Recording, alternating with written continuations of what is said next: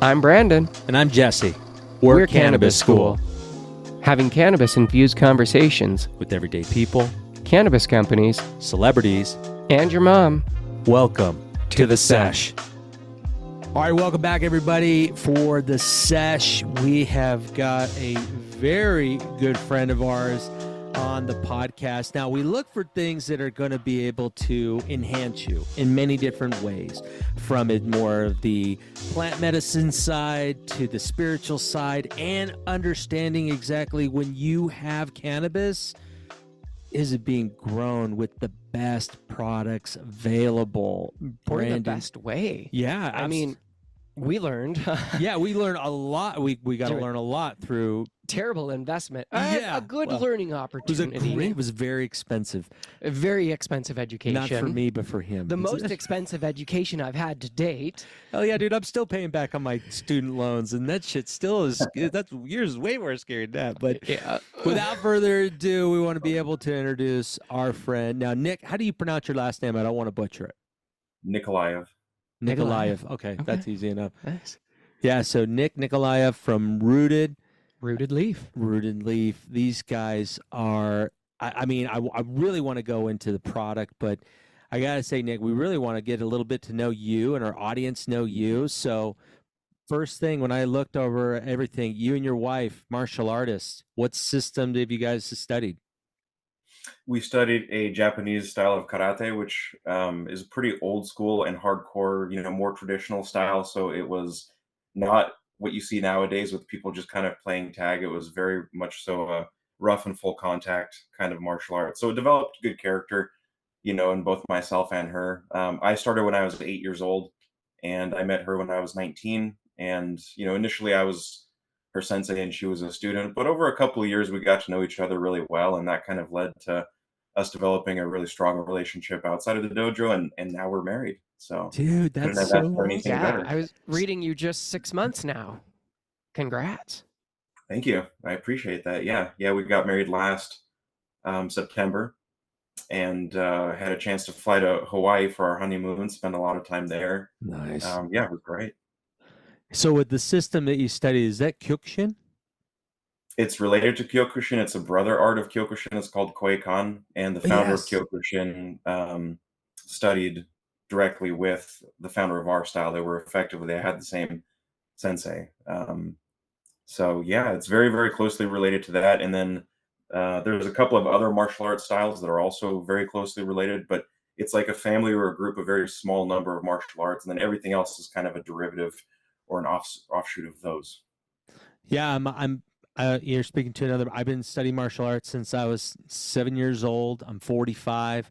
Lifelong. I mean, I've studied I did a bastardized version of Kempo karate when I was growing up, and then did Taekwondo, did Wing Chun for about 9 years, and then got into MMA styles like Muay Thai and all that one. But I did get to practice with a lot of Shotokan and Kyokushin karate stylists, and it's exactly that. Like looking into your style, I know that style too.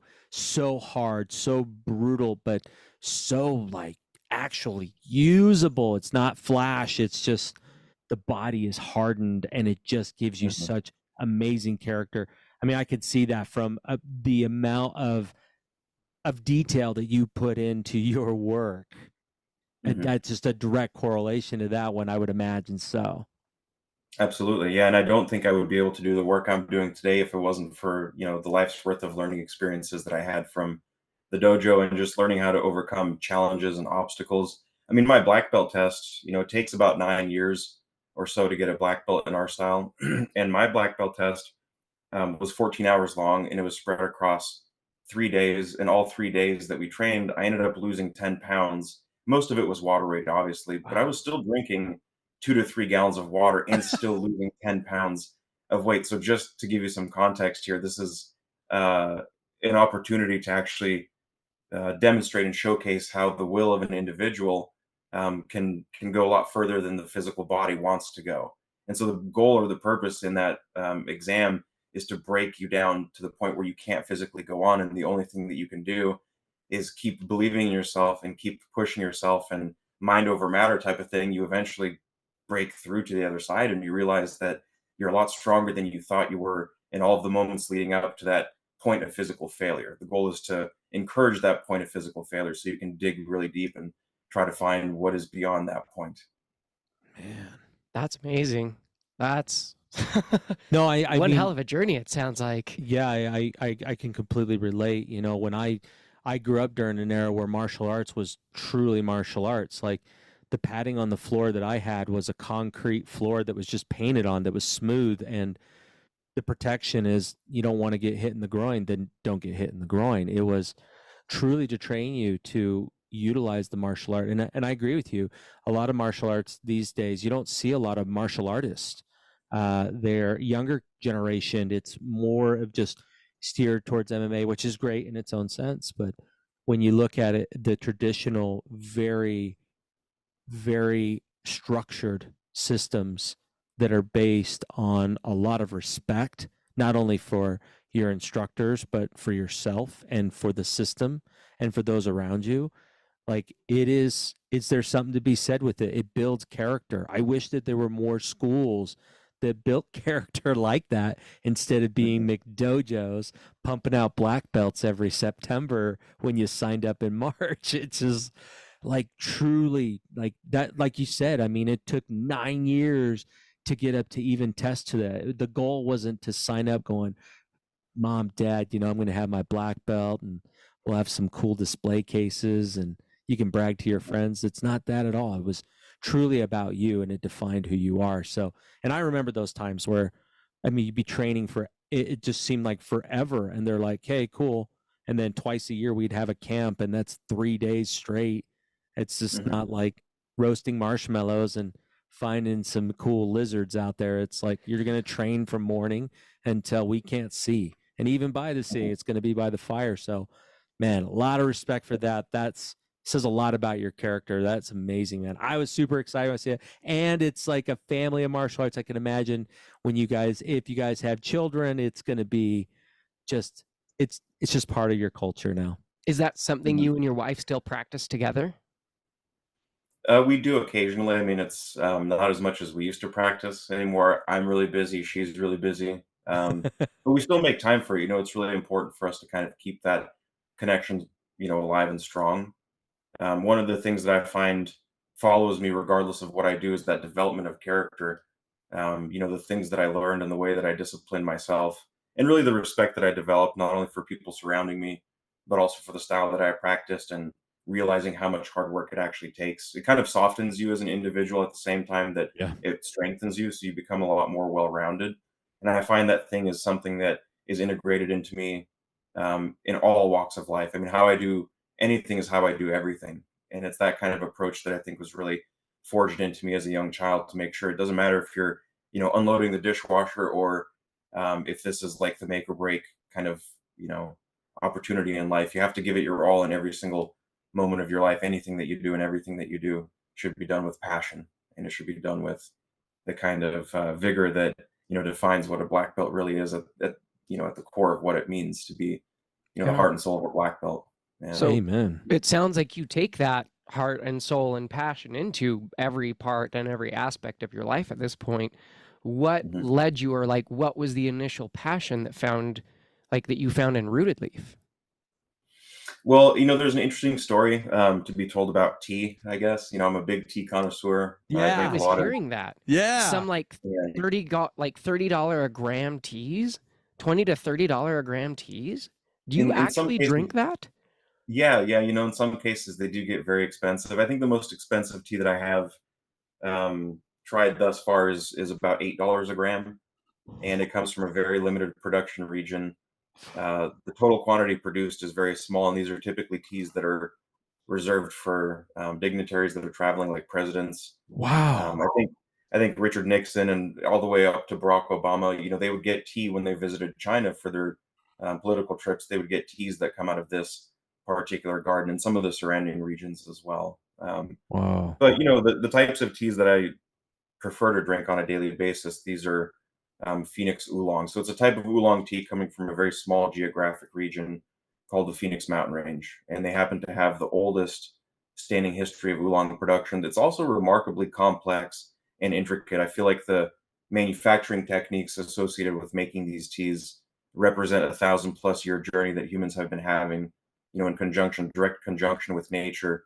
Part of it is informed by their breeding practices, which takes 20 to 30 years to select for the correct genotypes and the correct phenotypes. And then there's also this fine tuning of processing techniques that are applied. And in some cases, the teas may take upwards of 1 year just to finish making, and then they rest for another 2 to 3 years before they're actually ready to be consumed. So, So What? the if you one think year about how long, isn't even the curing process. That's just like, because the resting, I'm guessing, is the curing stage then that you're talking about, or is that a separate like? Is that kind of inclusive altogether in the curing stage? yeah, there's various phases to the manufacturing process. Initially, the initial stages could take anywhere from a few months up to maybe 8 to 12 months at most, and then that additional 2 or 3 years could just be the curing process to allow the tea leaves to kind of mature into the techniques applied to them.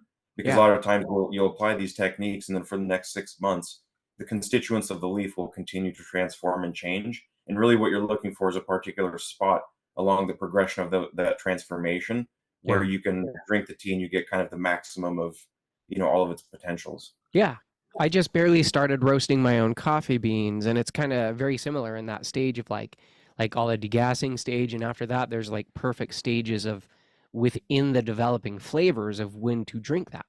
And Hmm. every day is almost like different flavors as it develops and changes and progresses. So I can Hmm. imagine with teas, I worked for Tiavana for a few months in a really rough time period years and years ago. And that was like my first introduction to loose leaf teas.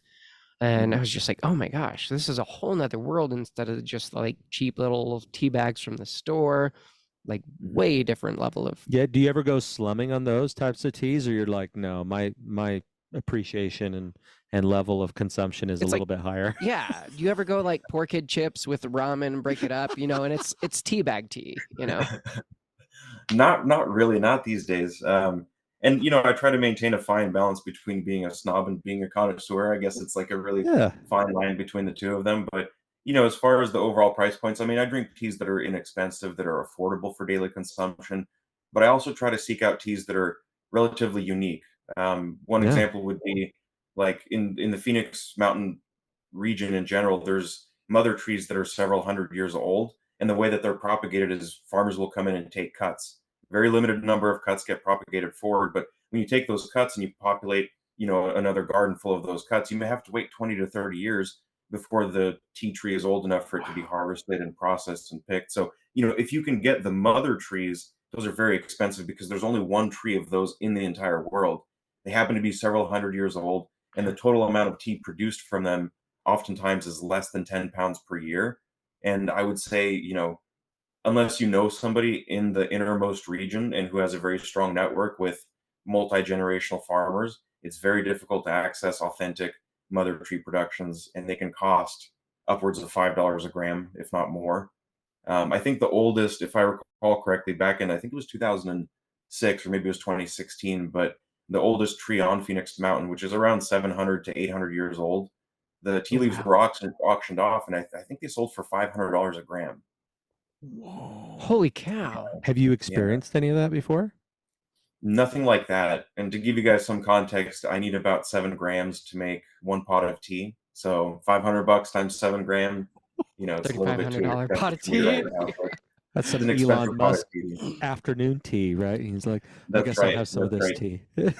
Yeah. Yeah. Yeah. And it's something that you have to kind of become soft wired for.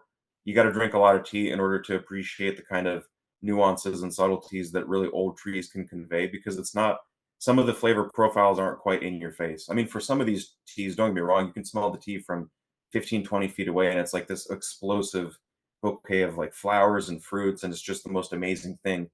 But a lot of the old trees, they're a lot more subtle. They won't punch you in the face, but they'll creep up on you like an edible you weren't feeling an hour and a half ago. And then all of a sudden you're just like, whoa, this is crazy. It definitely has that kind of psychedelic aspect to it. So with that said, I mean, on our show, we completely understand what you're talking about. After years of consuming cannabis on a level of not like, let's get highbrow. Like, it's very about what's the intent that we really have for this plant and the respect we have for it. And over the years, like, it's not just burning plant to us, just like it's not just gray Earl tea for you. It's, you can taste the nuances, and you can really understand, even through the quality of it, like what that growth cycle must have been like, what kind of care went in, and the nutrients that were given to the plant in order to produce the highest quality that you're getting at that moment. Because now, like, we're just joking around about slumming and having some ramen style, tea bag. Which, I mean, affordable is totally, you're using affordable tea, but I'm saying, like, over there it's in a box. We don't know how long that's been sitting on a shelf or in a warehouse. Like, all these things take into account. Like, I found cannabis in a little tube that I'll put, even it's airtight, it'll be there for over a year. It'll be okay, but it's still not appreciated as when you really know the steps that have gone through. And so when you talk about, I can pick up on subtle tones with like these really older teas that are very complex, and it creeps up on you like an edible. When you said that, I just started laughing in my head. Yeah, So that's like, we know that feeling, and to experience that through tea, that is very, very unique, and in that way where you just have to know. And I mean, from, we have so many different people that listen to us, from cultivars to your end consumer, and it's appreciated. It really is appreciated. And that's where, I think about what you are doing now, and the complexity of going into it. Brandon, what are some of the things? 'Cause, I mean, I know you got, but so our audience knows a lot about Brandon's past as far as getting into the cultivar side of cannabis and understanding that. But I know you got a lot of questions based on that. Yeah, I'm just curious. Explain to the audience a little bit about Rooted Leaf, what it is that Rooted Leaf is, what it is that they do. Mhm. Okay, so Rooted Leaf Agritech is a manufacturer. We make carbon-based fertilizers. We've been in business since April of 2019, and the idea for Rooted Leaf initially came around as kind of a combination of a variety of different experiences that I had in life. The first was obviously tea, like we just talked about. And then I started fermenting tea and making kombucha, and I realized that during this fermentation stage and process, there was a remarkable amount of change that occurred. Between the parent material being tea leaves and perhaps cane sugar and water, you would combine the three of those, let the microbes do their thing, come back 10 to 14 days later, and it's a completely different product altogether. It got different physical properties, different chemical properties. So I became really um, intrigued by this process of transformation, how microbes in particular are capable of changing things around. So at that time, probably 2010, 2012, I had a small kombucha brewery and I was exploring this. And then I ended up getting hired at a company, a chemical manufacturing company here in Washington State. And I worked there for maybe a year or just over a year. And my job there was to help them do some formulations work. So I went in and I kind of took a look at some of the recipes. I didn't have much experience in industrial chemistry at this time, but I had a deep passion for it and an underlying understanding on the fermentation side, at least, of how transformations in chemical systems can occur. So I was really intrigued to explore this. Ended up spending a little bit of time there and realizing, in terms of synthesis chemistry and making stuff, order of operations is just remarkably critical. You can take 10 different ingredients, combine them 100 different ways, and 99 of those ways will break.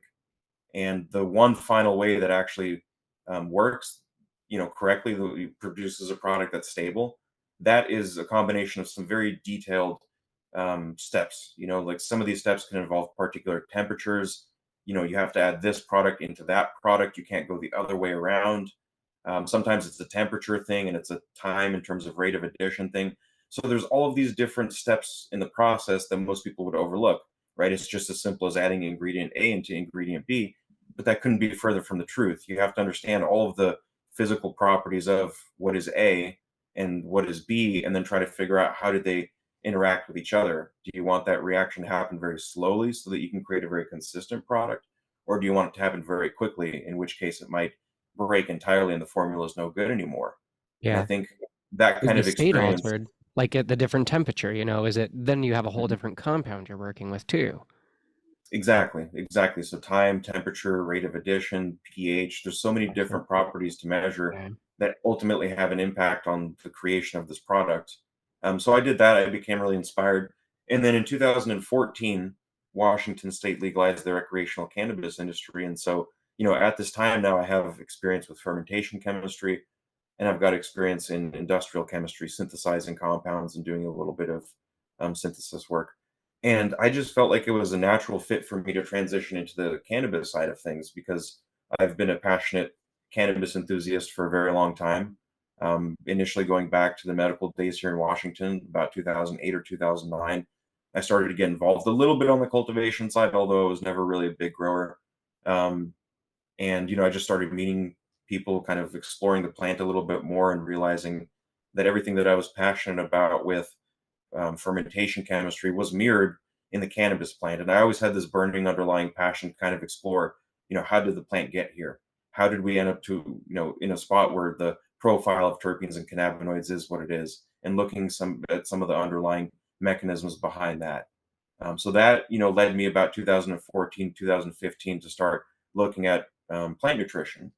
And ever since then, we've been doing this work, which we now describe as a carbon-based fertilizer. Obviously, when we initially started, it was more difficult for us to characterize what exactly we were doing. And fortunately, we've learned a lot along the way. And now we're in a position where we have a pretty good understanding of how this technology works, what exactly sets it apart.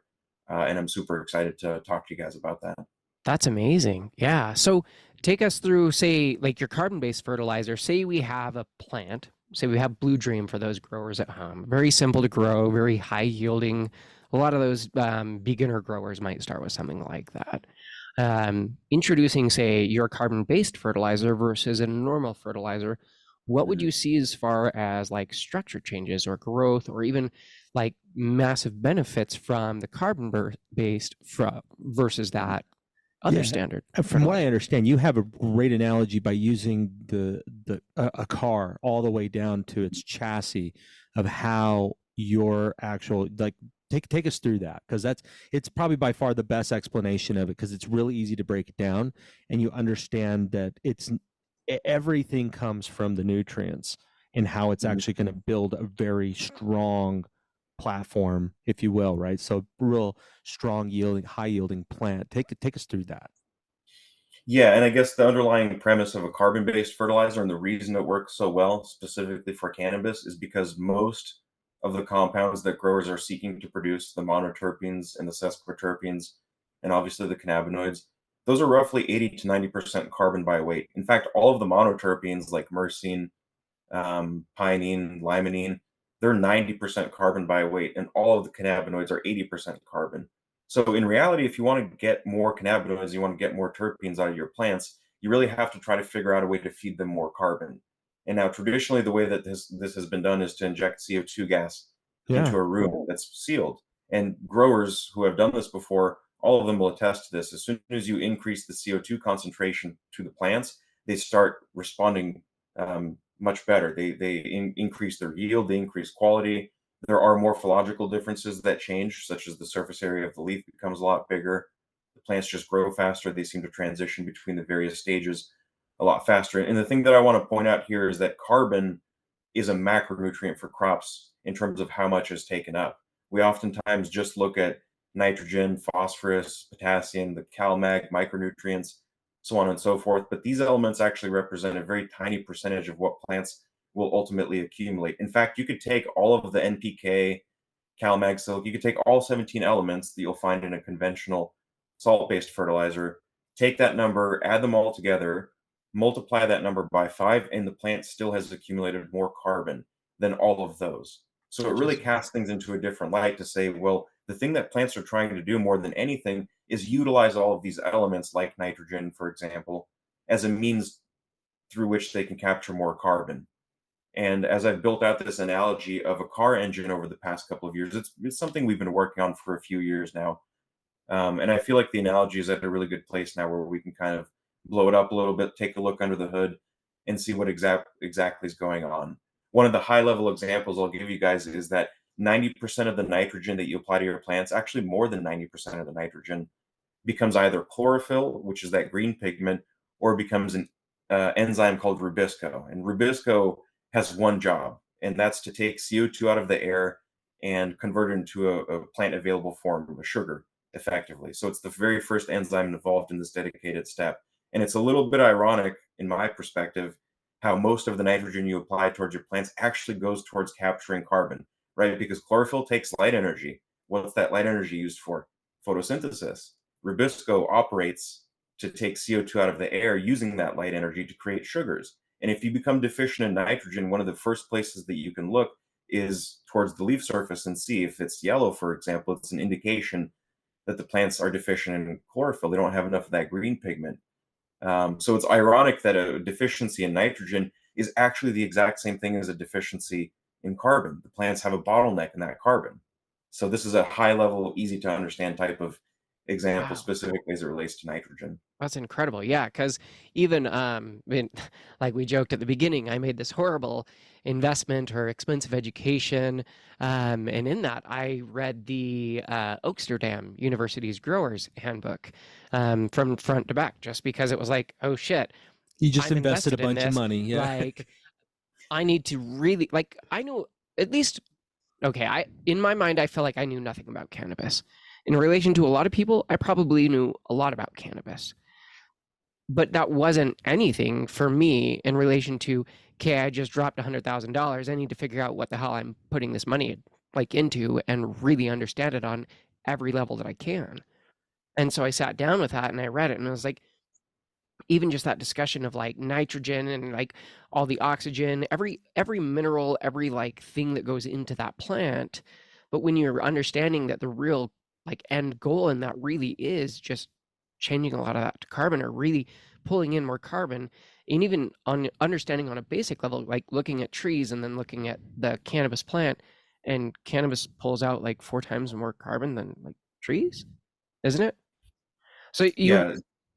like that little plant is reducing or pulling in massive amounts of carbon. So wouldn't like that sounds like it is its end goal, like Mhm. feeding it more carbon. So having a fertilizer that is based or, in that has more of the nutrients that it's actually looking for, that Mhm. seems like a supercharged soil almost. Yeah, yeah, and it's a little bit there are some differences which we'll get into a little bit, but the idea is that, we understand plants all of the activities that plants participate in revolve around capturing carbon or storing carbon or somehow utilizing carbon, whether it's taking in energy from the sun to make sugars or doing something as specific and nuanced as making a monoterpene out of the accumulated pools of carbon. And you're right when you say that there's some reduction that has to happen because CO2 in the air is in an oxidized form. It's got the oxygen molecules attached to it. The plants don't really care about that. Really, what they're trying to do is break the oxygen apart from the carbon and then use that carbon.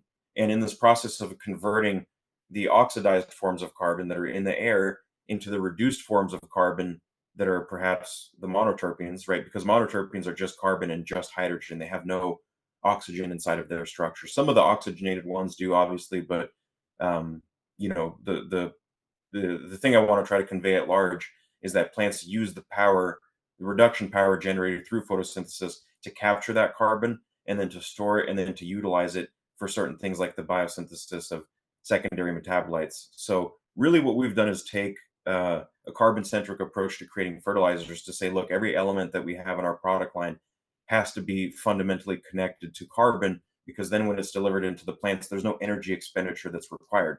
We're doing the chemical reduction of that carbon through fermentation chemistry and then creating chelates and complexes that deliver those minerals like the NPK, calcium, and magnesium in the most ideal forms. And one of the examples I can give you guys for that is when we manufacture our calcium chelate, we're fermenting orange peels because, as everybody knows, and most growers will tell you, calcium is a component of thick cell walls. So if you have more calcium, the plants form thicker cellular structures. Well, if you look at an orange peel, it's just basically a really, really thick cell wall, and it's full of pectic acid residues, which, as it turns out, all plants utilize pectic acid to complex calcium, shove that into the cell wall, and then um, that's one of the bases for their cell wall components. Um, by fermenting the orange peels, what we're doing is taking those pectic acid residues that are naturally present in very high concentrations and then running a chelation reaction with calcium so that when we're delivering that calcium chelate to the plants are taking up something that they recognize it's biologically relevant for them. They look at the calcium, they look at the pectic acid, and they have mechanisms internally, enzymes that can attach directly to these molecules and make use of them right away. There's no energy expenditure. The reduction power is already stored in those bonds. So when plants take up our nutrients, they experience a net gain in energy, which leads to an increased productivity and yield. Even if you don't have a sealed flowering room, you don't have to have a sealed flowering room anymore because we can put as much carbon as is found in about 5,000 ppms of CO2 in the air, but Yeah. inside of a liquid medium. So we're loading carbon from the inside out rather than the outside in. And the focus now for us becomes how do we increase transpiration potential for the plants? Because the faster we can get the plants to take up the feed water, the more carbon they're ultimately going to be able to access. And so this transpiration pump is really a key focus of the carbon-based chemistry in our That's products. cool. Yeah, And- there's like trying to match the certain levels of everything so that it can grow at its most optimal form, basically. So as a Yeah. layperson, like I'm wondering, like, does that like increase the growth cycle, the time? Does it shorten it, you mean? Yeah, does it shorten it? Yes, it can. In most cases, we've seen a decrease in the overall time spent in flowering without a decrease or a reduction in quality or yield. And I often attribute this to a lot of stressors that get in the way of plants performing at their peak levels and their optimum Stressors. performance. It's just a natural law in biology that there's always going to be one limiting factor. There's always going to be something that the plants need a little bit more of to maintain an equilibrium. It Yeah. doesn't matter how much nitrogen you have if you're deficient in phosphorus. Yep. You can add as much nitrogen as you want. It will never correct that phosphorus deficiency. But when you add in more phosphorus, all of a sudden, that doesn't become the limiting factor. Now, instead of phosphorus, your limiting factor may be magnesium. And so you have to look at adding magnesium. And so all of these things have to be very tightly coordinated together and then delivered to the plants progressively so that they don't experience bottlenecks that are reasonable. I think if the bottleneck itself can be the intensity of the sunlight or the ability of the dehumidifiers to pull moisture out of the air, that puts the stress on the external factors that are It's not the internal to the environment. plant. Yeah, no longer the Exactly. plant and that. And that's what I initially learned through all of that study was like, oh shit, this guy who's growing is not doing anything of this. There is nothing that's being tracked. And I was like, what are we doing this? What are we doing this? What are we doing this? What are we doing with this? And the guy's like, crickets. So Yeah, and I think about that because like when you're talking about decreasing the time for full yield, but on top of that, I'm just thinking about like you're taking a lot of the complexities and you're being able to utilize all of the nutrients and the waters that are going in there. So a big problem with a lot of growers is the usage of water. Like when I got involved, he made the investment and he's like, hey, I don't think these guys really understand business talk. Can you talk to him? And when I or just started, business at all. yeah, business We at all. And so, brought him on as like the CEO. Thought it would be a good idea. well, because I came from the supply chain and manufacturing world at that time, and so I was like, okay, well, cool. I need to know your water usage, your power usage. You know, what's your nutrients you're putting in the ground? What's the cost on your nutrients, and where are you getting it from? Is it a trusted source? At the time, there was a grower out there that they had to recall a bunch of their cannabis products because everybody started getting hepatitis. Yeah, they did some Wow, horrible no thing kidding. out there. Yeah, and it was like, what the crap? And I mean, who knows what they were using for fertilizer at that time? And I think that's a big misunderstanding for many growers, especially when they're getting into it. And even some of the larger grows, they kind of treat it like it's just tomatoes, and you can just do whatever you get over at Walmart, and saying, hey, yeah, that's going to give me the best yield. But when you were talking about the color of the leaves, I remember one of those times where we got pictures back from this grower that he invested into, like the yellowing of the leaf, and they're like, oh, it's probably just too close to the light. And it's like, that it just like when you talked about that, it's literally like foundation medicine within us humans. Like if we are deficient in one thing or another and we run a lab report on it, it'll tell us like, hey, you're low in testosterone, you're low in vitamin D, you have low sodium. I mean, and those things matter, and adjusting them accordingly helps to level things out. And it sounds like this is like a super dense nutrient food that plants are able to just get the most out of. And you said you have a line of products, is that right? For different types of plants? Would that?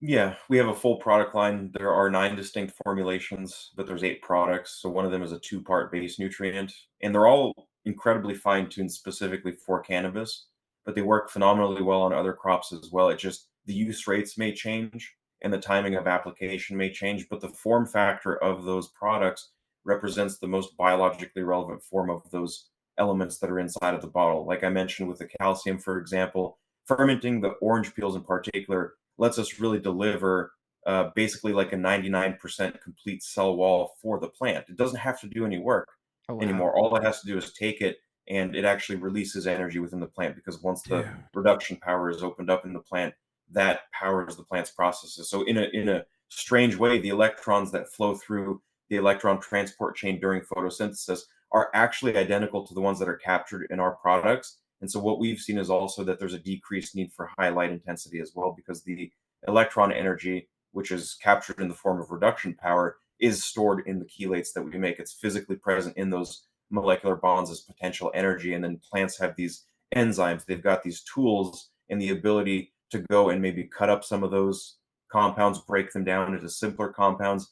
And it's during the breakdown process that the potential energy becomes released as kinetic energy. And that drives metabolic processes that typically the plants would have to absorb energy from the sun in order to power. But now we have this advantage of them being able to actually take it up directly from the feed water and access the power of the sun as it's stored through the fermentation chemistry and delivered through the actual feed water.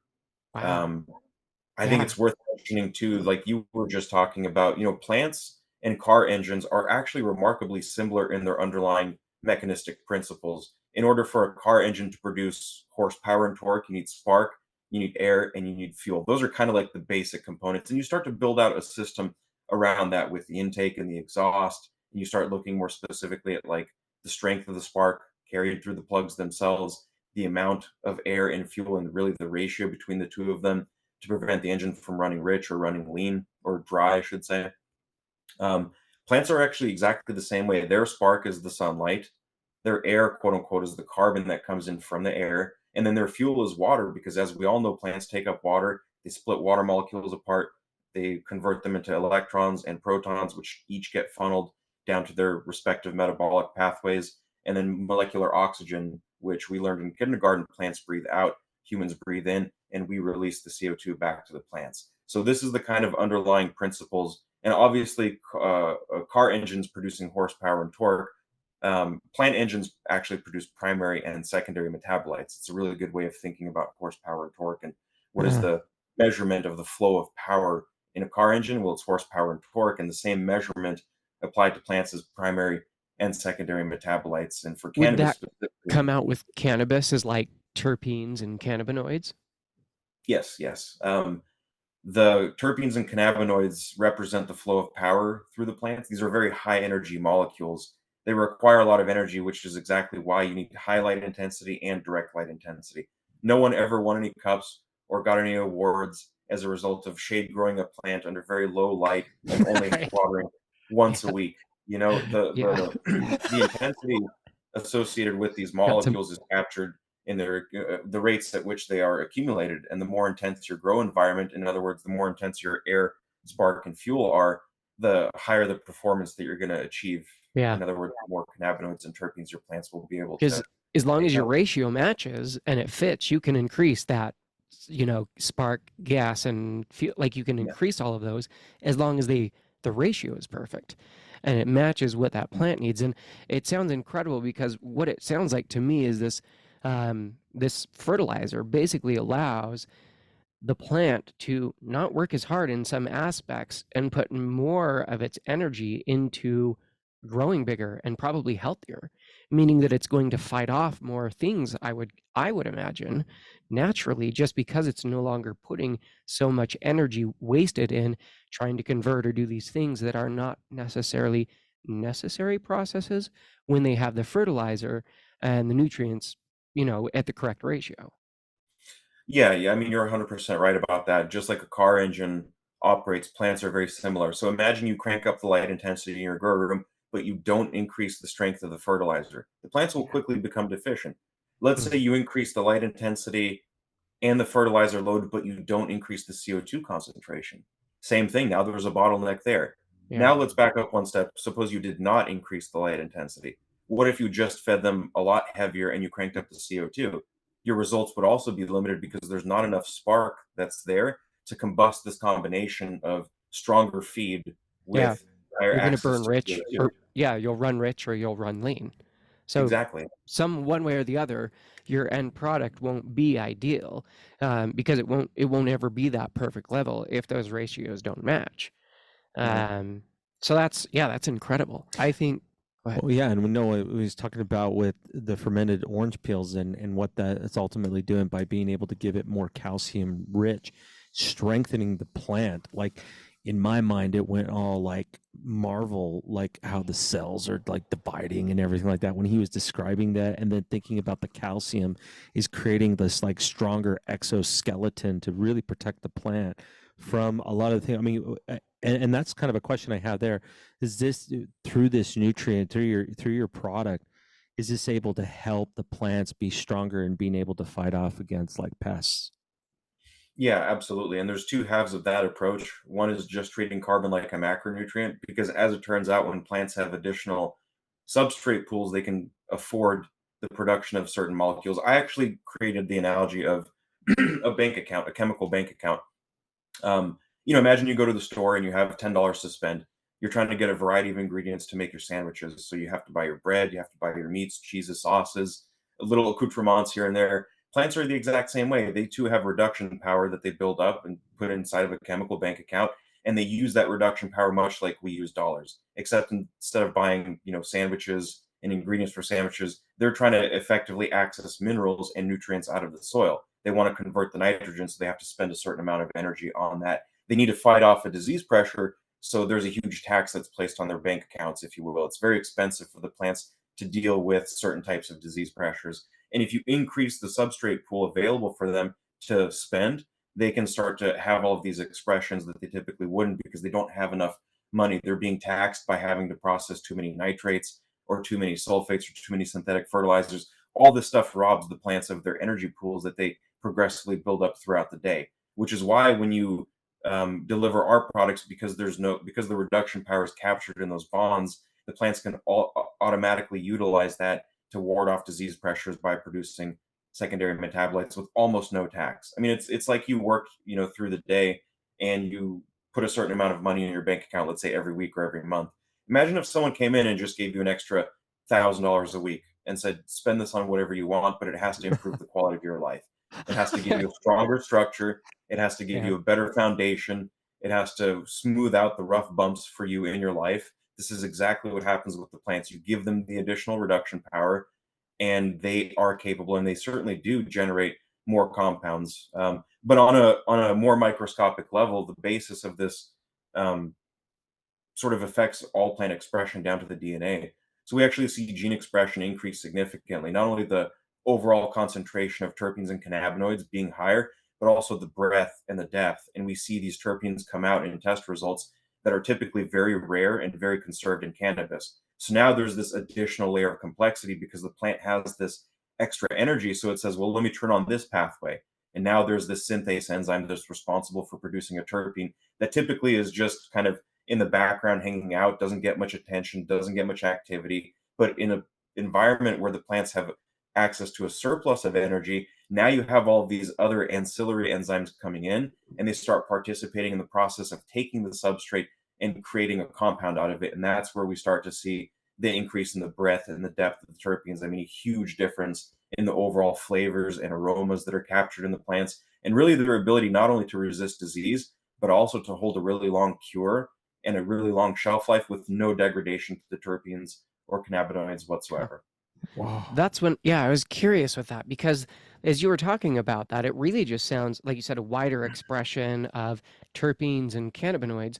And for everyone who understands the entourage effect, that truly just means like a better experience. So, living in Washington, do you grow your own at home? Or do you grow your own? Maybe even commercially? Like, Not anymore. I like to live vicariously through other people's gardens. I mean, I have a small garden in my backyard. Every year I'll grow like fruits and vegetables, and I have a chance to see how our products work there.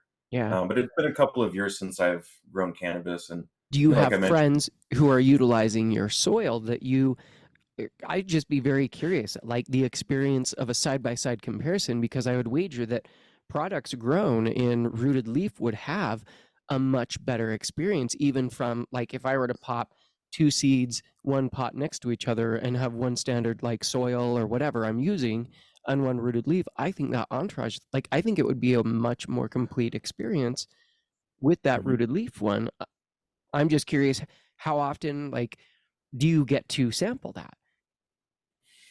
Yeah, we're fortunate enough to have friends that are local to us here in Washington State that we do a lot of really good work with. A couple of these guys I've been working with for a few years, and they've definitely provided very valuable feedback and information that initially is a little bit theoretical. I'm just thinking to myself, like, hey, I wonder if I fermented orange peels, if we could see a better translation of calcium being fed to the plants versus calcium that actually becomes deposited into the cell walls, right? Because it's one thing to just have it in the soil or Right. to Yeah. have it dissolved in your feed water, but it's another thing entirely when the plant starts taking it up and starts acting on the calcium in a way that makes it relevant for its both primary and secondary metabolic purposes. And some of the things that we've theorized and hypothesized in the past, we're now through the good work that we're doing with our close friends, not only here in Washington but certainly across the U.S. We have a number of people that are testing in a variety of different climates, and it's nice to start to see very consistent pieces of feedback come in, not only anecdotally in terms of what the growers are seeing. Some of these differences are like, hey, my plants are drinking 20 to 50% more water, even though I'm in peat, it drinks faster than the comparable setup in rock wool. I mean, plants literally go through wet dry cycles that fast as a result Wow. of the way that our products work. But also on Right. the test results themselves, we see fractions of terpenes and particularly farnesene is one example of a terpene that typically we don't see very high concentrations of until people start using our products, and then all of a sudden it just becomes almost a dominant terpene in some cases. Whoa. Farnesene? Farnesene, yeah, yeah, it's a sesquiterpene that's produced. Kind of gives like jasmine flowers their floral aroma. It's also involved in the aromatic profile of apples. So a lot of times it's kind of like this sweet, fruity, floral kind of thing. Dude. And there's a very good reason why that occurs. It has to do with the way that our products work. But to kind of answer your question more directly, there's effectively two halves of what we're doing. One is this advanced approach to looking at carbon like a macronutrient. This is where the advanced chemistry comes in. We're starting to actually look at individual elements, individual atoms of carbon, and figure out how to fit them within the dynamics of these plant engines, both primary and secondary metabolism. And then on the flip side, totally opposite, but still dovetailing and perfect.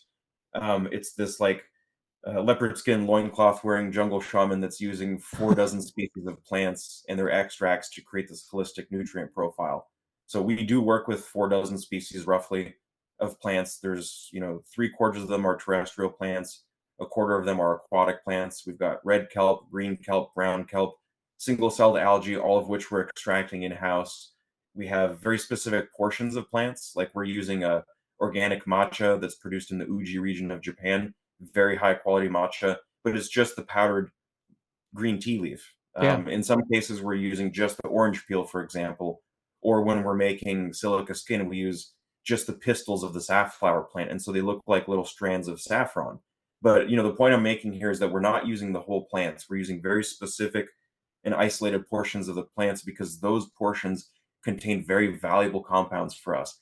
And the idea basically here is that these plants have been used for thousands of years already for a variety of different reasons, everything from pharmaceutical and therapeutic all the way to industrial and textile applications. In some cases, these plants have been used for over 6,000 years. And so we understand that they have this long-standing history with humans for a very long time. And what we're trying to do is repurpose the compounds that they produce into the context of agriculture. We're asking this question of, hey, we know this is a plant-based medicine. It's been used as medicine for thousands of years to heal the human nervous system. I wonder if there's some analogy, some metaphorical equivalent that we can make. Maybe instead of just healing the human body and the human nervous system, I wonder if we can heal damaged and degraded soils, or I wonder if we can improve the quality of life for all of the soil microorganisms, macroorganisms such as worms, leading all the way up the food chain to the human. that consumes the flower at the very end of Huh. the cycle. So there's definitely this like plant-based approach that we're taking, and the use of all these plant extracts, I feel, allows us to create a chemical environment that is significantly richer than any living soil that's ever been present anywhere on Earth. I mean, most of the living soil blends out there, they'll have maybe 12 to 15 ingredients. Most of them are animal byproducts. We don't use Yep. any animal byproducts at all. You can give us a clean slate of just peat and perlite, maybe with a little bit of cocoa mixed in. And after one full round of using our products, that is now a living soil with dozens of species of microbes with the perfect physical and chemical properties. And it has this very rich orchestra of plant extracts. You have all of these different compounds produced by so many different species of plants that would never be found in nature, but yet here they are inside of this soil. So of course the plants will respond to it as they grew through the soil. They find the ginkgo leaf, they find the jasmine, they find stevia extract, they find hibiscus green. They find all of these Yeah. compounds, the licorice root extract that is in That's our root incredible. anchor. It's a Yeah, very diverse like genome of plants. Yeah. yeah, That's and wild. some of these plants have different purposes, like the licorice root that we extract, we're bringing in whole and we're extracting it.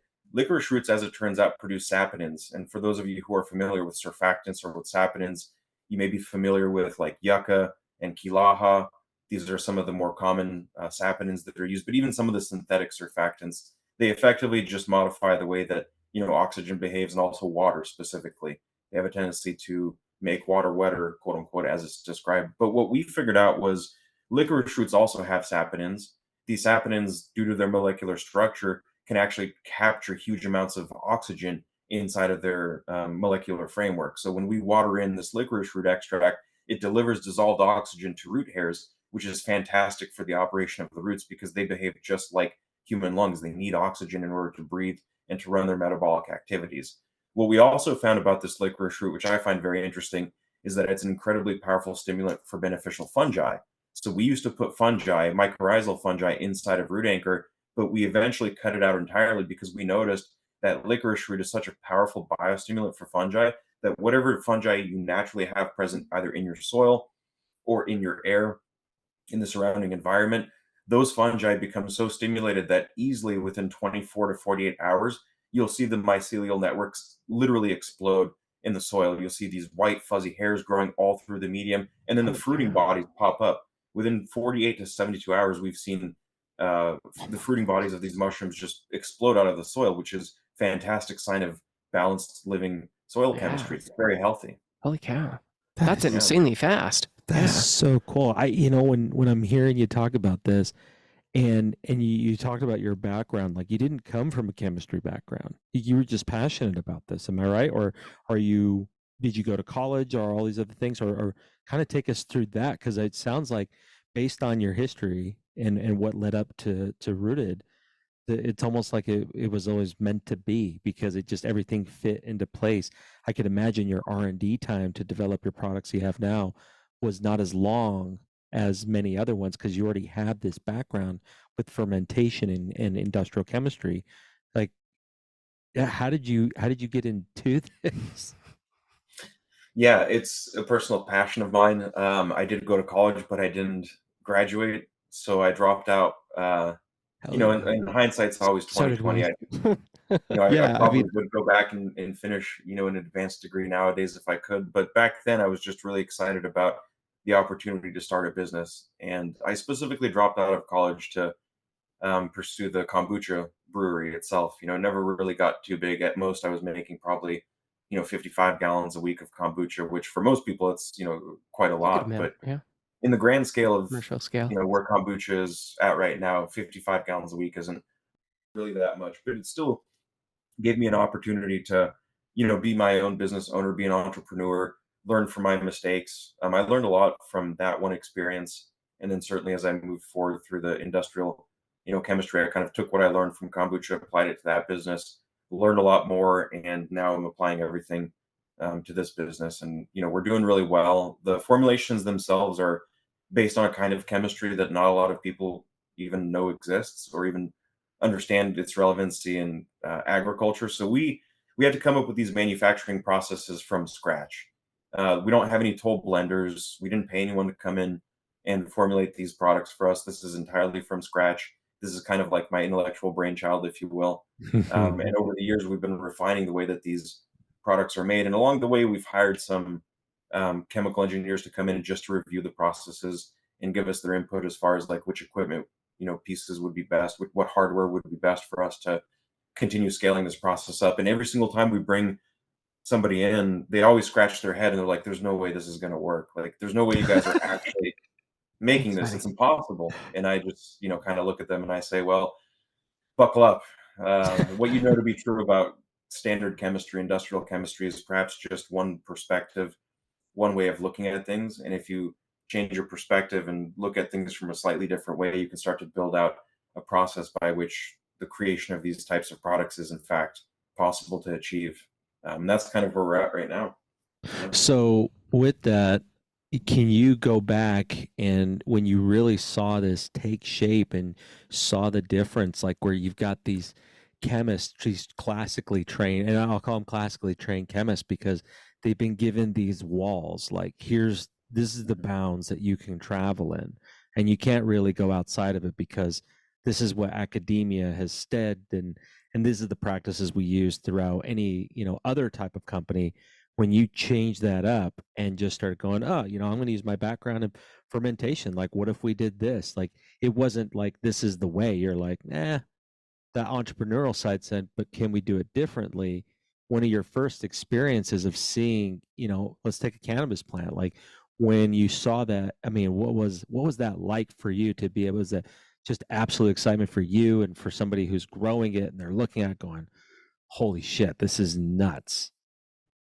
Yeah, yeah, and that kind of aha moment came with a very early version of Solar Rain, which is our foliar spray. It's a magnesium-based foliar spray, and initially at the time, what I was trying to do was create a form of magnesium that could fit directly into chlorophyll biosynthesis.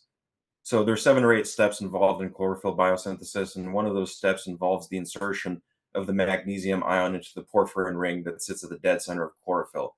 So this is the actual part of the chlorophyll molecule that absorbs photon energy and becomes excited, thus initiating the electron transport chain. It's magnesium that's tethered in the dead center of this. The photons hit the magnesium ion, and then that's where all the beauty and magic happens. So I was just trying to rack my brain because I was looking at all the ingredients and I saw magnesium sulfate and magnesium phosphate and magnesium nitrate, and that's not at all how plants work. Um, there's just so many steps in between those forms, which are in the conventional fertilizers, and the final form factor that plants utilize magnesium in. That to me, it indicated the gap or the distance between the two needed to be closed a little bit so that we could create a product that was more digestible for the plants, more biologically relevant for them. And the aha moment came when we did foliar sprays of a very early version of Solar Rain and noticed that the plants respond um, within a matter of minutes. I mean, the response we know nowadays happens instantly because the chelates are so small that they can freely pass through cell walls. All of the chelates that we make, they're less than 10 carbon atoms long. These are like high octane race fuel that gets injected directly into the sites of primary metabolism. The moment that plants get them, they begin using them. The gene expression starts to become upregulated. More chlorophyll can be made. And within a matter of minutes, you'll see a noticeable change. I always tell people, I always challenge people, pick a plant that doesn't look so healthy. Find the one that's off in the corner, a little bit yellow, not drinking too fast. Give it a spray of Solar Rain. And I can't tell you how many times people have come back that following day and looked at that plant and thought to themselves, there's no way this is the same plant. There's just no way that this That's is the same insane. plant. Well, I have a quick question then, because you might have an idea. Um, I have plants around my house, and I get every once in a while when I buy a plant from the store, it has gnats, and then they will spread and fuck all my other plants. Is there a product of yours that works really well for that?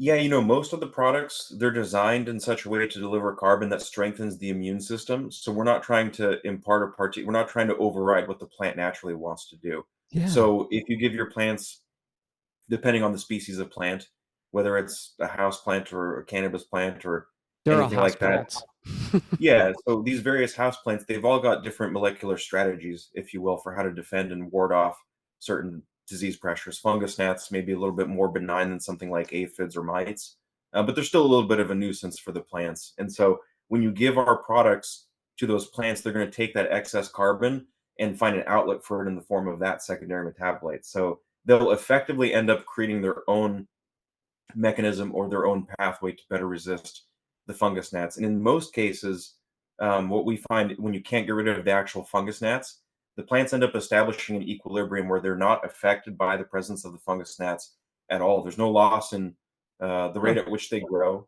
There's no loss in the compounds that they accumulate. They just literally are capable of dealing with them with no tax or draining of the energy. Yeah.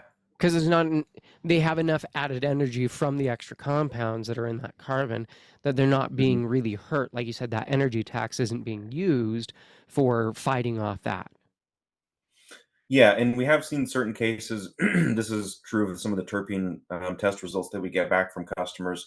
Cannabis plants naturally produce a terpene called neurolidol, and it's specifically for thrips. So when your garden is full of thrips, thrips, if I had to pick one bug to have in my garden, it'd probably be thrips. They're very benign. They kind of just mess with the leaves.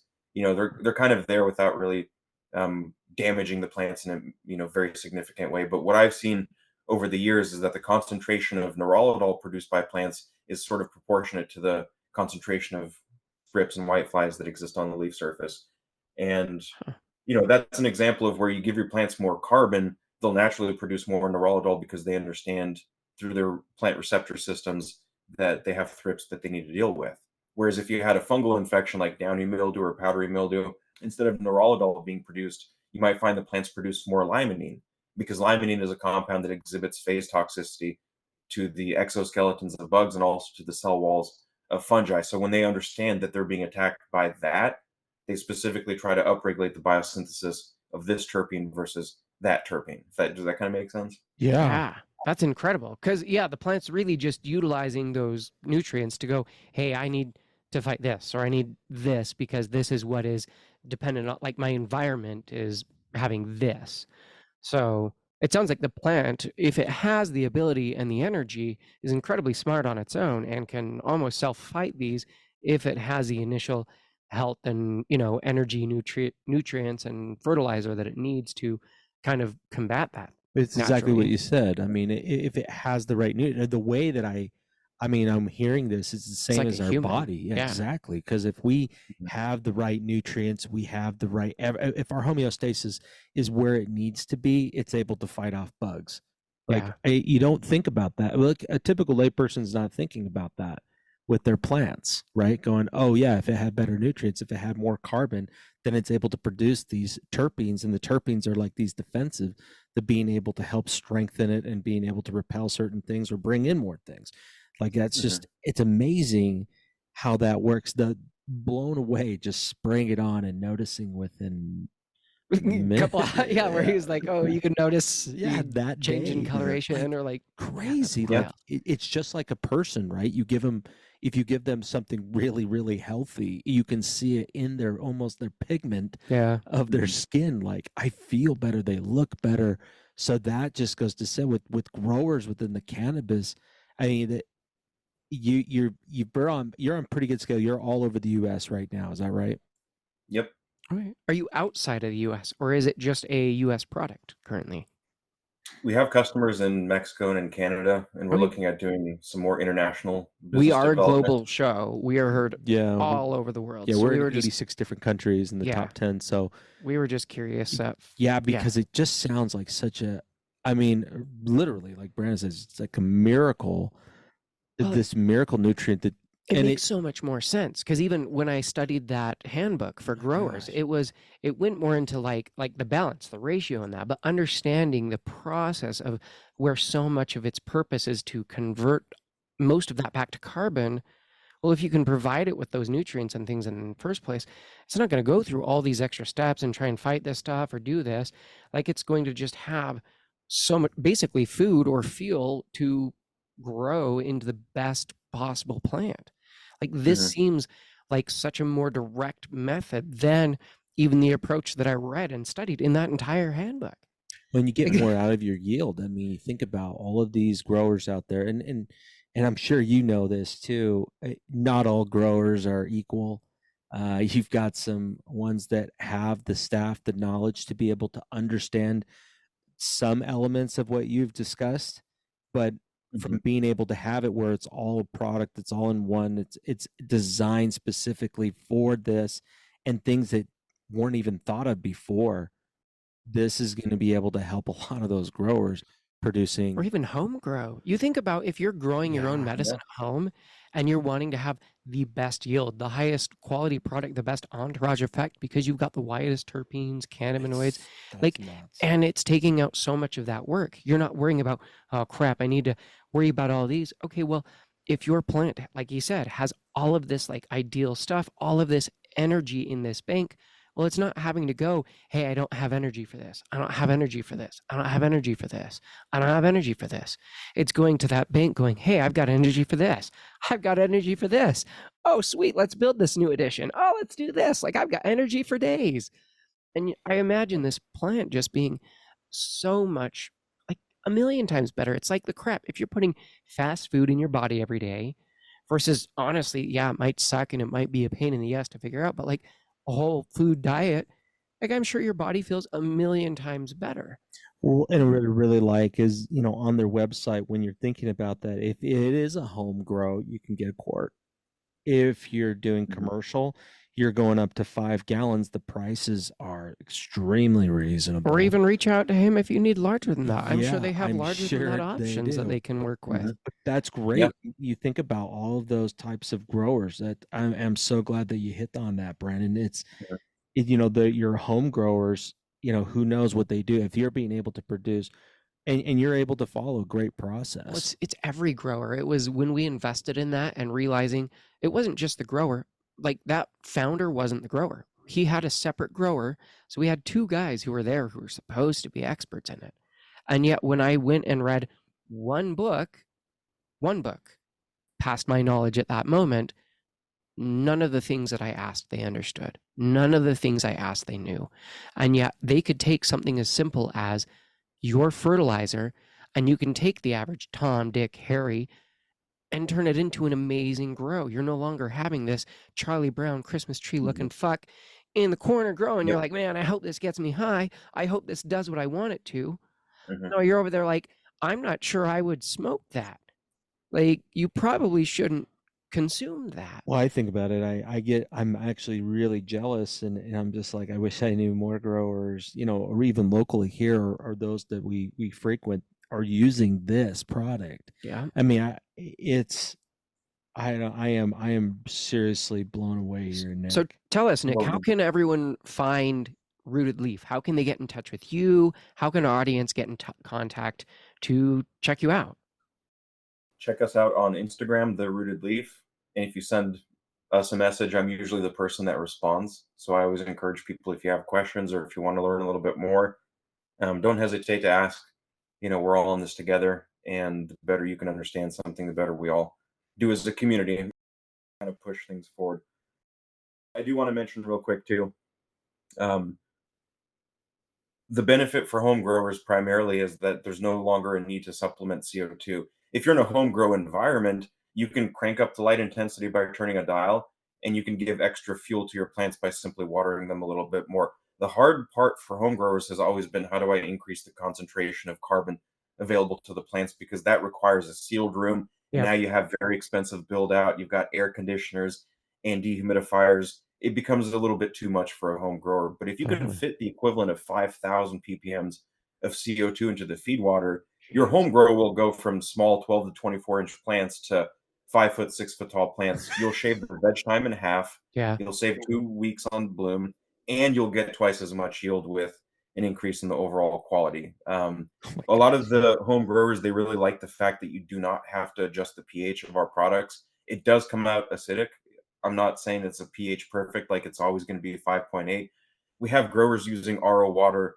The feed water mixture comes out to a pH of 4.0, which is incredibly low. It's very, very acidic, but that's 100% safe to apply to the plants. You do not have to adjust the pH whatsoever. In fact, we encourage people to not adjust the pH specifically because of the way that our carbon-based chelates work. They operate very, very efficiently at extremely low pHs, and the nutrients themselves remain soluble from a pH range as low as it goes, maybe 3.5, 4.0 on the low end, all the way up to about 8.5 We never see the feed water mixture come out that high, but over time, as we've run bench tests and stability tests, we've noticed that all of the chelates, they're capable of maintaining those elements in a true solution, meaning there's no adverse chemistries in that full pH range, 4.0 all the way up to about 8.0, 8.5. Everything is 100% available to the plant. So you just Wow. mix it up, don't aerate it, don't adjust the pH, just mix it up and water it to the plants, and they're good to go.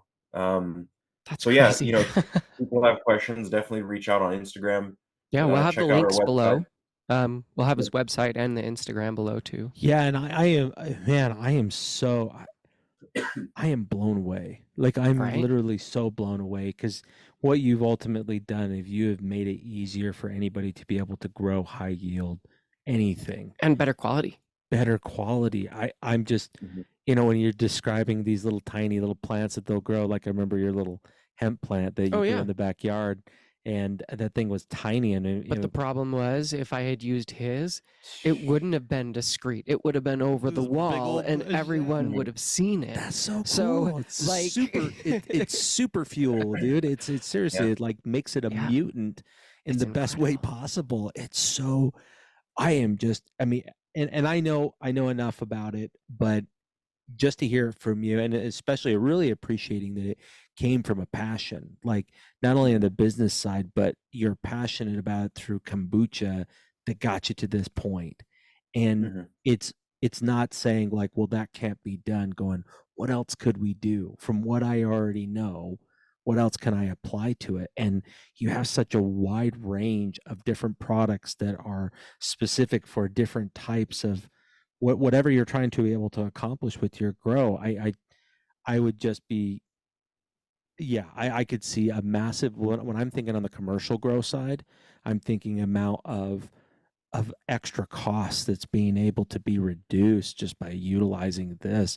Oh, massive. Mhm. Like Huge. even the talk of carbon alone, like what is Oh the my- cost of going and buying all of these carbon, like buying all of that carbon, well, and excess maintaining carbon? all of that and And everything else that how goes many along with it. outdoor grows can become almost as good as some of these indoor grows, even just because it's so hard. Like that is a really tough thing to do outside, is to increase that carbon amount, or like the plants need to get, Yeah. because like in a sealed indoor environment, you can increase the light, you can increase the, you can increase all of that. You don't have any way to manipulate the sun. You don't have any way to manipulate that. So it's way harder to introduce like that carbon-based thing. But in their fertilizer, that becomes this incredible source to just like get almost indoor quality grows from even outdoor grows or at home grows. Like you said, most people at home aren't having a totally sealed environment that they're, hey, I've got this enclosed area,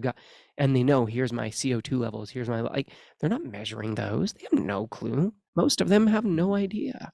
Yeah, this is the Yeah. reason why we wanted to bring you on, because we just Oh, and I didn't even understand it to this level. So this has been No. incredible, because it really opens the door for every cannabis grower, or those who are even on the fence about, man, I've really been nervous to try growing because I don't want to screw it up. I don't want to waste and have all this time that in it doesn't turn out. Okay, well, if Mhm. you can start from scratch with a fertilizer to give that plant like the best suited option to grow the best plant, like that's going to be your best thing. You can grow that at home. You could grow that commercial grade. You could do whatever scale that you're doing with that and take it to the better, like you're growing such better quality. How many dispensaries have we gone to that it's like, meh, Yeah. Well, you can tell a difference eh. with the bud. I mean, Mhm. you can tell if it's really been well cared for. Like we've been able to receive some from up around your area to Oregon and NorCal, and just like you really are able to appreciate when a cultivar is really taking that time. But that's a lot of time and understanding, and there's a lot of screw ups that go into there. The one thing I would think, the gateway drug of using this for those that are watching or listening, get that solar rain. Just thinking about that. What if you have a plant right now that you're working with? Maybe you got like 5 or 6 or way more than that. Getting just starting out with solar rain and say, look, I just want to see this. Like, I really want to test that. I guarantee right from that point, that trigger will go off. Oh yeah. You'll be right back on that side buying more, because For that's real. such Yeah. what? Oh, Yeah. It takes one time particularly and you're sold. Yeah, particularly on the outdoor side, like you were talking about, carbon is always a limiting factor for plants growing out there. So a lot of times when we do our side by sides, it's not an incremental difference. It's not like a 10% gain or a 15% gain. On the one hand, with the salt-based fertilizers, you have plants that end up being about 4 to 6 feet tall, and then directly next to them, same environment basically with our products, those same strains taken off the same mom at the same time, they're 12 to 14 feet tall. And Jeez. I always try to stress to people that it's impossible unless you have a trained understanding, a really deep and thorough understanding of how to identify a carbon deficiency in a plant. Because if you give your plants more carbon and they end up producing more terpenes and more cannabinoids, it's a sign that the plant was deficient in carbon. Just like if your plants are yellow and you give them more nitrogen and they green back up, the plants were deficient in nitrogen. That visual feedback loop is not possible to achieve with carbon because you can't look at those plants. You can't look at a test result and say, God, I only tested at 4% terpenes. It's a sign of a carbon deficiency. I could have tested at 5% terpenes. Yeah. Most growers don't know enough about the inner workings of carbon metabolism to actually see that.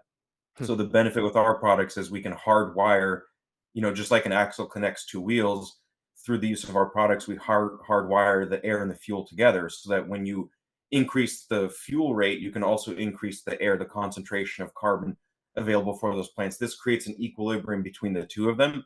And the only thing you really have to do is just change up the light intensity, make it more intense. And if the plants are a little bit thirstier, give them a little bit more water.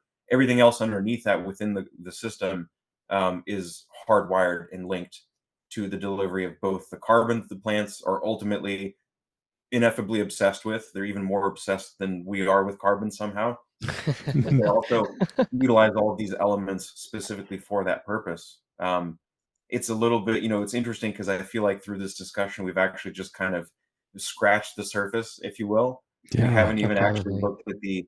looked at the analogy of how nitrogen relates to an engine mount, or how phosphorus is like the battery in a superconductor, or maybe magnesium is like a specialized spark plug in all of these engines. Those are kind of the more inner layers of this analogy that we've been refining over time. And really, as we've learned about how the products work, we're capable of creating these analogies and having people better understand what exactly is going on so that they too, even if they're just the average home grower, that they can hit 3 to 4 pounds per 1,000 watts, which we see quite often at this point, above 6% terpenes on dry flower, no problem for a home grower.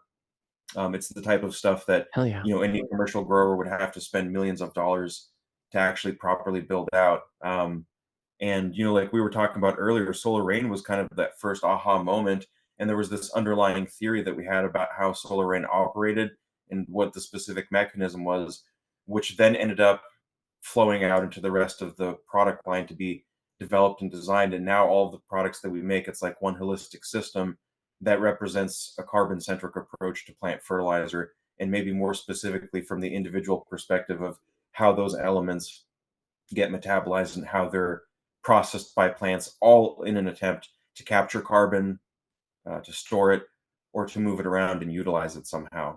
So there's definitely something. And I do want to mention too, we created a coupon code for the listeners. If they use the coupon code Cannabis School, all one word, it'll get them 20% off. Dude, Oh, No Nick, matter you're how. thank you, man. awesome. Thank you, man. Oh, Hell yeah. dude, that Yeah, is so you guys are well. welcome. Oh man, this is so cool. Okay, so go to rootedleaf.com.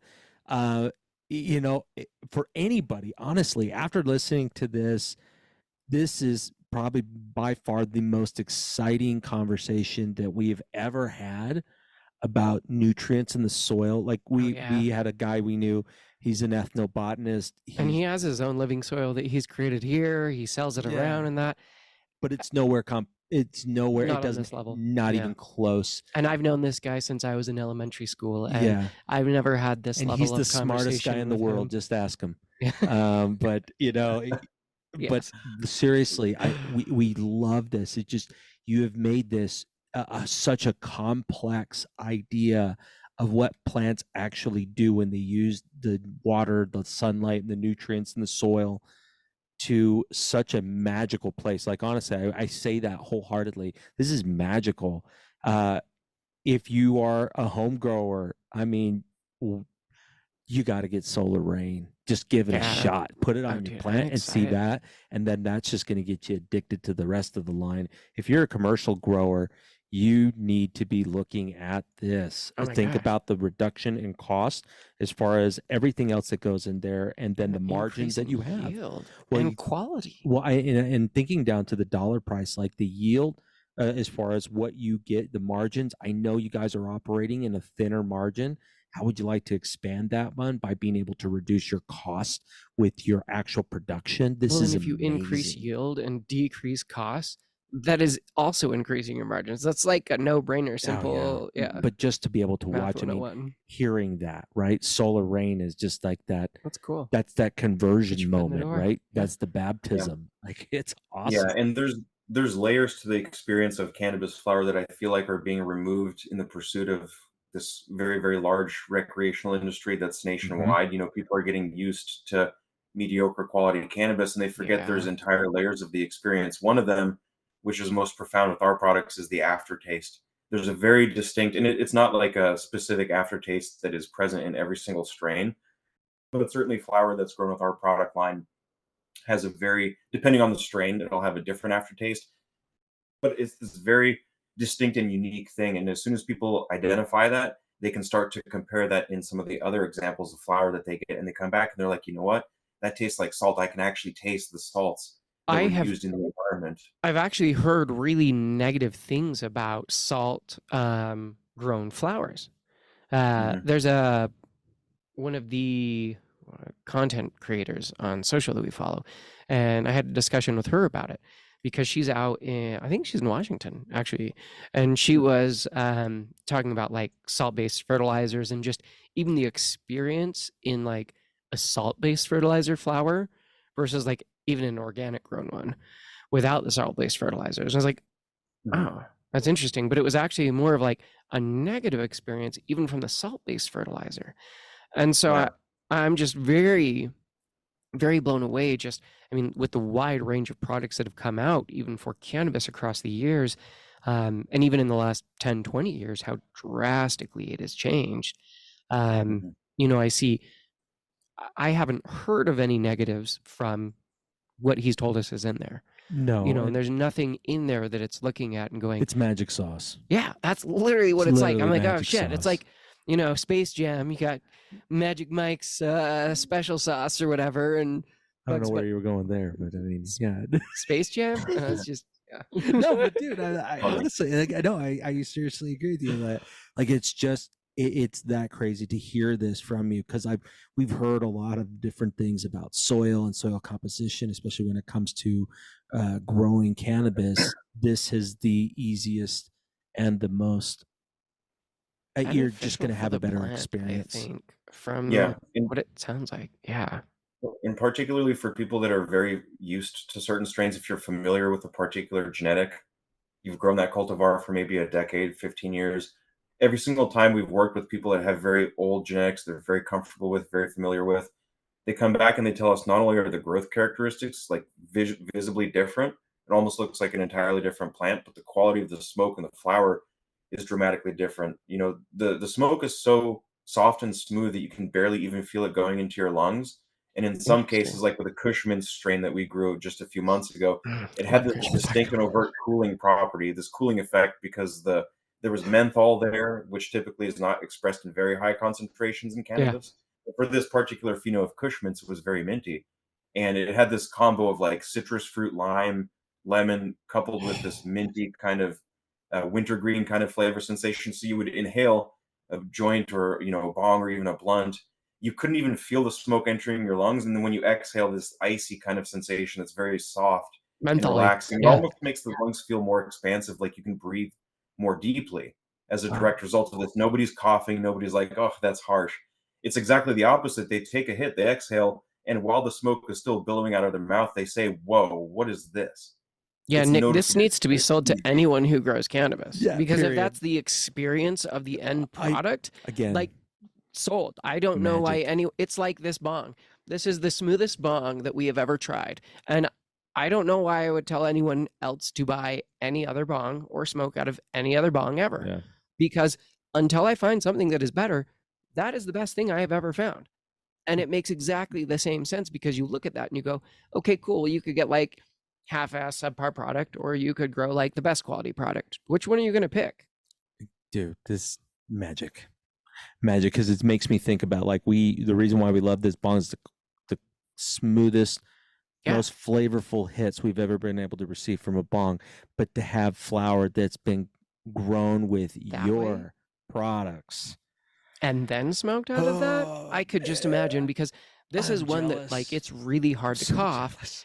Yeah, it would be just the most amazing experience. Oh, there's so much out of this. Okay, again, so we've got rootedleaf.com. You go promo code Cannabis School, 20%. Yeah, all one word.